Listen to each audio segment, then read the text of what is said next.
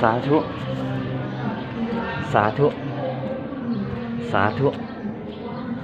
ข้าพเจ้าอาคาธโมยุทธนาทองดีขอกราบนมัสการองค์สัมมาสัมพุทธเจ้าณวัดอุ่มลองโปรดรับการภาวนาศีลของข้าพเจ้าอาคาธโมยุทธนา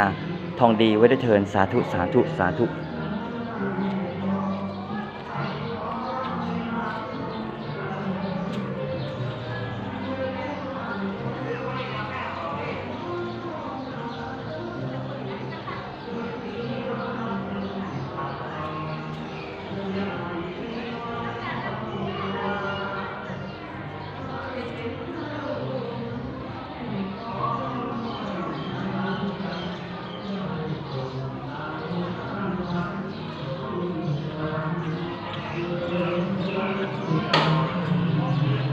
นี่เพื่อเตรียมจะบวชตุละเนี่ยมีเป๊กละ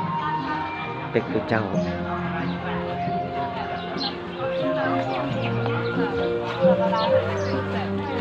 ไหนดูสิสวยไหม